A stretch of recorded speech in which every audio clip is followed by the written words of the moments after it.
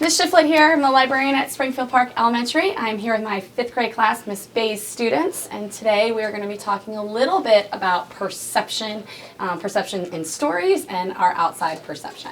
So the first thing I want to do is I want to take you guys back, not last week, we did a little coding last week, but the couple weeks before, we worked on looking at our word list books, right? And one of the things that we focused on was that idea when we were really looking at those stories for everyone to try to remain as quiet as can be. Why was it so important that we tried to be quiet during those stories?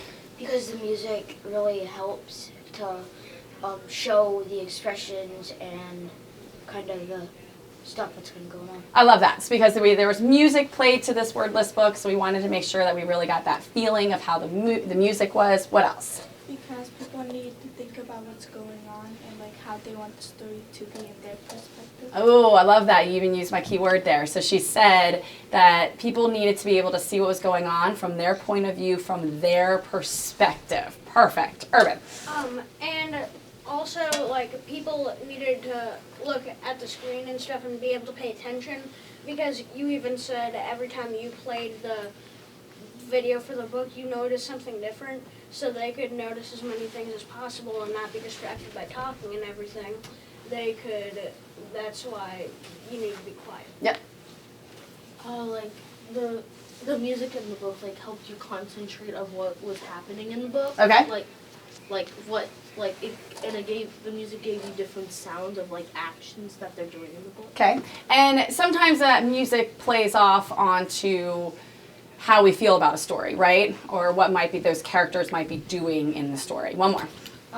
It's because there's no words in the book. It's just music and pictures, and you really have to look at the details, and you have to hear the music and see the rhythm of what's going on. And because it was wordless, that idea of the fact that how my mind is seeing the story going and how your mind is seeing the story going could be different, right? And we talked a little bit about there's not necessarily a right or wrong here. We could start to put pieces together, especially after looking at all 3 books in the trilogy. But really, you can take the story in different places. Urban mentioned that I said every time I watch it, I see a little something different, right? And every time I see a little something different, kind of changes where I am. So we're going to talk about this idea of perception. So it's a really big word. Does anybody have any idea what perception means? Like, you hear it, you used it. What does perception mean? Like your point of view? Your point of view, right? So how you see something. So if we were to see an accident on a street corner and I'm standing on one side of the street and you're standing on the other side of the street, we both witness it. Is what we saw happen going to be exactly the same? No, why not? Why not? You might put it in your own words. Okay, that's good. My words are going to be different than your words, right? So own words. Why else would it be different? Sky.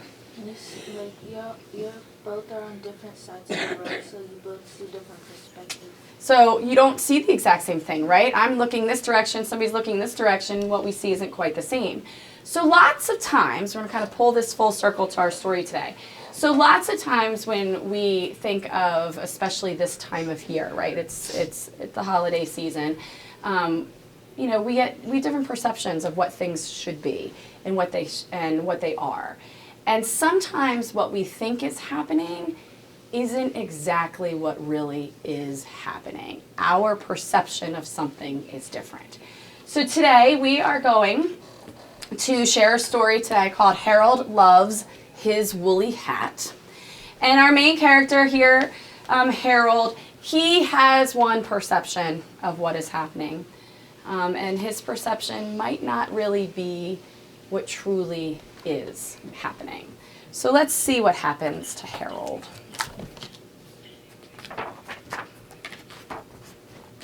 Harold loves his woolly hat. Harold loves to wear his woolly hat.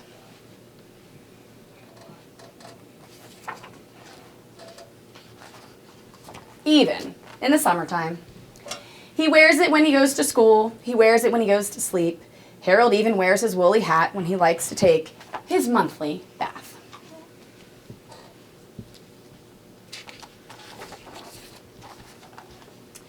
Harold wears his woolly hat, he knows he is a special bear, different from all of the other bears.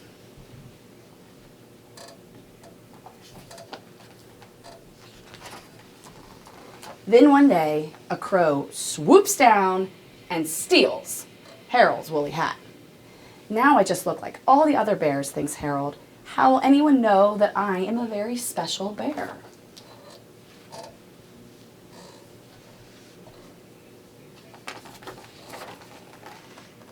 Harold has to win back his woolly hat. He gathers up some wriggly worms and says to the crow, "Let's trade."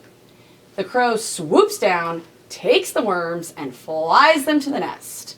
"Now please give me back my woolly hat," shouts Harold.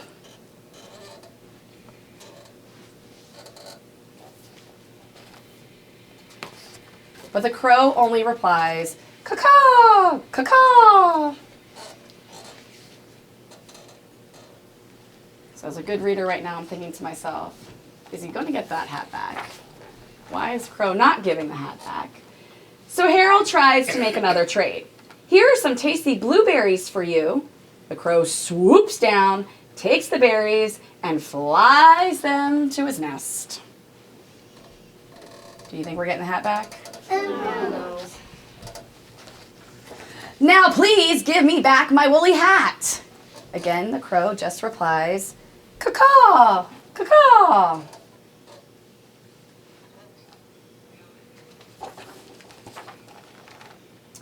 "What a greedy little crow," cries Harold. "I'll never win back my woolly hat." Then he remembers his secret collection of shiny things. "Here you go, mean old crow. I've got the perfect trade for you." The crow swoops down, takes the things, and flies them back to the nest. Now Harold has like nothing. "Now will you give me back my woolly hat?" Oh, Harold.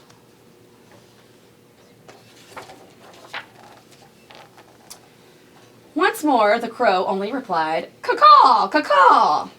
There's just one thing left for Harold to do. What do you think Harold might do? He's tried to trade all the things. I think he's gonna climb the tree and try to grab his hat. I think he's gonna maybe eat the bird or push him out the way. He is.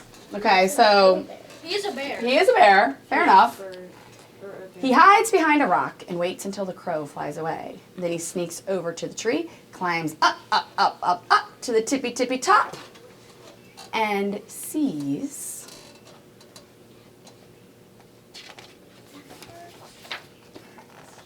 three baby crows. I know it. Who cares about that? Harold tucks the crows in tight, then quietly climbs down from the nest. "Even without my woolly hat," he whispers, "I'm still a really special bear."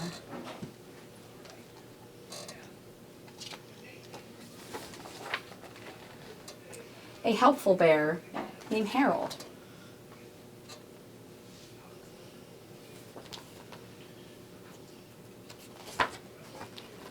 And then all the crows start to fly away. So what was Harold's perception in the story?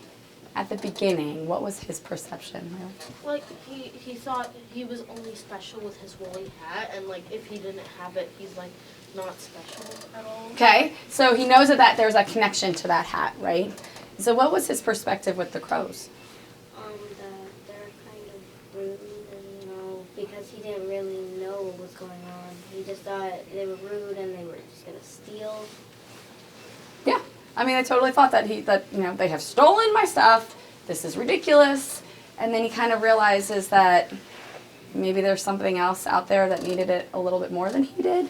Back to the fact that like he's not necessarily, it's not the hat that makes him special. So when we start thinking about perspective, we're looking at the fact that sometimes what we see or what we think isn't necessarily always what's happening behind. And one of the things that I think that we do really well here at Springfield Park is we look at each other and we look at different perspectives, right? We learn a lot about who we are, where we're from, different cultures, things like that. And I think this time of year can be a little tricky because sometimes what we perceive to be happening isn't necessarily what is. So today, I would like for you guys to have an opportunity to maybe give a little gift, like Harold ends up realizing that his gift of being able to help could just give a little bit of joy to somebody who needs it more than he does. So today we have some options of activities to be done where you can make a little something that you can then give to somebody to share a little joy. So at the different tables, we have different things going on, but I'm going to share what they are first. You aren't necessarily going to sit at your table. There is a limit to the amount of people at the table just because of items that are there. And then we will set you free to start working. And hopefully by the end of class time today, you will have an opportunity to take a little something home to give to somebody who might need it a little bit more than you do. Or maybe somebody in school, somebody that you just kind of, want to share a little joy with. Because I think that's what Harold realizes, is that somebody else needed that more than he did. So we've got a couple of stations happening. There is a, we have a couple of paper folding origami-like activities. At red table, there is origami stars, so you'll trace a pattern and then be able to follow directions for the stars, which I realize I think I might have forgot to put out, so I'll grab those. And then at blue table, there are beads, so you can make different sorts if you want to make a bracelet or, any sort of thing with beads. Then we have at the back black table, we have paper star ornaments. So you will cut out stars, fold them, glue them together. I will show you how to do everything. And then we have another bead station at yellow table here, just because we have enough. Then at green table, I have, what did I put at green table? Green table is origami stars. Another set of origami stars. Okay, so we have origami stars and then we have ninja origami stars. And then at the purple table, we have bookmarks if you just want to make a bookmark.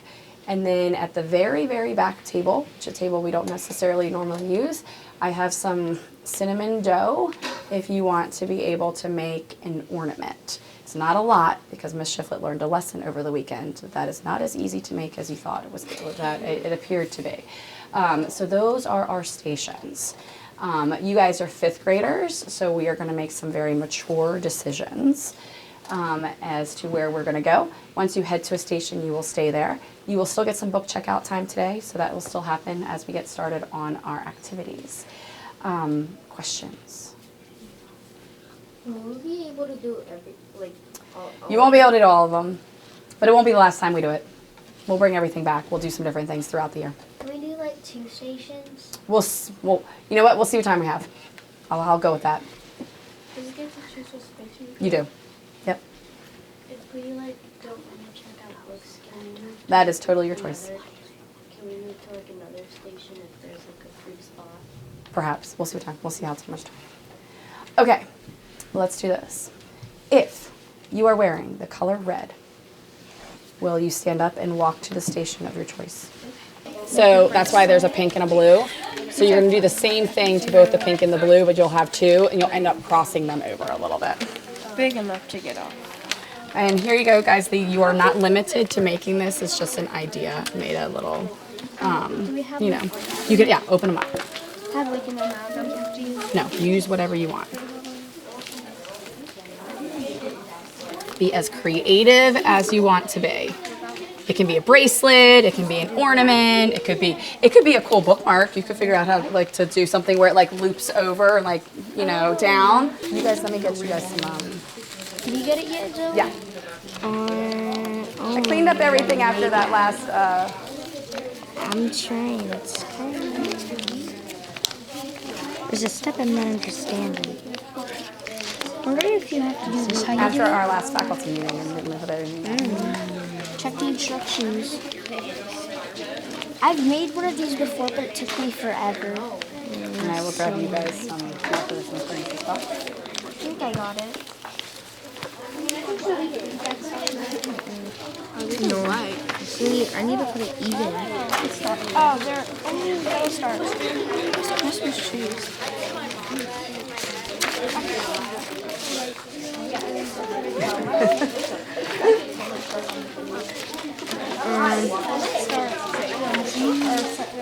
The star on the top. Yay, markers! Almost. Okay, so look out this thing. Yeah, it's gonna be, but it's okay. All right, so then we're gonna go this to this. This. I'm gonna try. And this. I'm gonna make the biggest bookmarks. Yeah, it's sticky. It's sticky. How do you get it out? What are you trying to get out? I feel like you have more than one page here. I feel like you Got mold. There's no mold in here. try that piece. I mean, yeah, you bake it. You just have to make sure there's no chemicals. Try this. Chemicals. I thought I heard you say tentacles. Tentacles. They're old. You have to re-roll it out every time. You do this. So you just have to I always did it. smear it all out. Like you have to take it out. I rather push Instead of taking down hard and then you can take it off. This feels It's gross, but it's. I'm not sure how this feels. It smells good. It does. It just smells like cinnamon. It is. The It cinnamon has apples. It has apples. This is definitely thinner. Are these the same size? I really hope Oh my god. It got dry. It's gonna get dry. I mean, it's applesauce and I mean, yes, guys. See, key is the crease. Right? You gotta kind of. Actually, to be honest, when you take a pair of scissors and just give it, use the handle to give it a good crease. Kind of push down on that crease. It'll help because it'll kind of lay the. Yep. See. And then here, let me get a second one.